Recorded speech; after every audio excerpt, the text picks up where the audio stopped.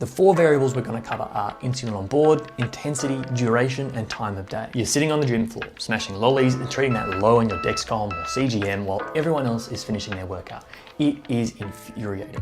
You did the exact same routine as you did yesterday and you had the perfect numbers then, but today you're crashing low to the floor. It feels like type 1 is completely dictating your fitness and just leaves you sitting there asking, why me?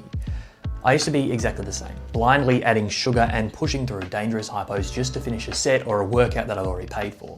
It's a fast track to burnout.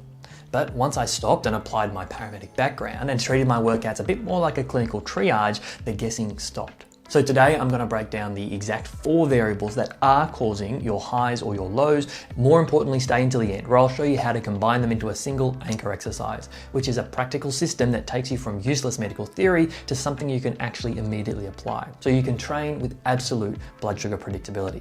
A quick reminder that I'm a coach here, not your doctor. This is for educational purposes, so consult your medical team before changing any insulin strategies. The four variables we're going to cover are insulin on board, intensity, duration, and time of day. Lever number one is insulin on board, and it is the single most common reason that you are unexpectedly crashing to the gym floor or ending up on the side of the road having a juice box when you go for a run. When you inject insulin, whether it's via injections or via a pump, we often think it's going directly into our bloodstream, but that's not actually true. It actually sits under your skin, and the fat under your skin acts like a bit of a sponge. In normal circumstances, if you're sitting down, the sponge trickles insulin into your bloodstream over a 4 to 5 hour period. When you're exercising, your heart rate is increased, your blood vessels dilate, which means they get bigger, and this is the same effect as if you were squeezing that sponge. So instead of having a little trickle that's going from the sponge trickling into your bloodstream, it squeezes and you get a whole puddle of insulin all at the one go, which means you've actually got more insulin acting actively in your bloodstream than perhaps you're used to. To manage this when it comes to exercise, we need to change our strategy depending on when we last gave our last bolus of insulin. To manage this, I like to use the traffic light system. If you're in the red zone of the traffic lights, you've given a bolus within the last 90 minutes. This means you've got to have more insulin active in your body a lot quicker than you're used to, and you're more likely to send you low. Now, I want to be clear here, just because you're in the red traffic light zone doesn't mean you can't exercise. It just means you need to change your strategy when it comes to that exercise, likely meaning you're going to need more carbohydrates to counteract the more active insulin. If you're in the yellow area of the traffic light, you're probably somewhere you're giving your last bolus within the last 90 minutes to 2.5 or 3 hours. Now again, doesn't mean you can't exercise, but you're going to need more carbohydrates than if you had no active insulin on board. Which takes us to the green light, which is you've got no active insulin on board, or it's sort of 3 hours or more ago. You're probably just going to use your standard strategy for that particular exercise. Now that doesn't mean no carbohydrates, it just means whatever is normal for you. So if you're crashing here on the gym floor or when you go for a run, you might not have taken too much insulin, you've just squeezed that sponge too hard. And that brings us directly to figuring out how hard that sponge is being squeezed when we look at the next lever, intensity. Lever number 2 is intensity. Now, it completely shatters the old lazy advice of cardio drops your blood sugars and weights spike them. To get a better understanding, we do need to touch on the difference between aerobic and anaerobic. I like to call them the vacuum and the factory. And the best way to determine what your exercise is doing, whether you're in the vacuum end of the spectrum, which is dropping you low, sucking glucose out of your blood sugars, or the factory end of the spectrum, which is putting more glucose into your bloodstream, we need to use the torque test. This is a really simple trick which bypasses all of the complex, detailed heart rate zones. The torque test is that if you are light jogging or walking, you'll be able to speak in full sentences. If you can speak in full sentences, you are on the aerobic side of the spectrum. Your muscles open a back door and they start to suck glucose directly from the blood without you needing any insulin. The result here is that your blood sugars will drop. The other side that I mentioned is the factory. This is the anaerobic. This happens when you are lifting heavy weights, but it can also happen when you're doing intense cardio like sprinting or even some mixed mode sports like football, soccer, things like that. The rule of thumb here is that if you're gasping for air at any point, so you can't speak or you're speaking in single words, that's a sign from a biological perspective that your body is sort of panicking. It thinks it's in a fight or flight situation, running away from a tiger in prehistoric times, so it tells the liver to dump glucose into your bloodstream. The result here is that your blood sugars spike. We run into a bit of complexity here because people often think that it's a light switch. They're either in aerobic, they can speak full sentences, or they're in anaerobic, where they can only speak one or no words, but it's not as simple as that. It's a sliding scale with one being more dominant depending on the exercise that you're doing. If you're doing CrossFit, for example, you're probably more likely to be in the factory end of the spectrum, spiking your blood sugars. The vacuum's still running in the background here, but it's just not as dominant. Once you use this torque test to figure out if your workout is in the vacuum or the factory side of the spectrum, you can predict your blood sugars and change your strategy before that drop or rise even happens. But only if you factor in how long the session is actually going to last, which is variable number 3, duration. You must understand this because it's important to know that diabetes maths is not linear.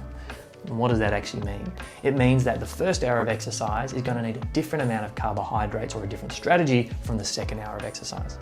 For example, we can call this the duration tax.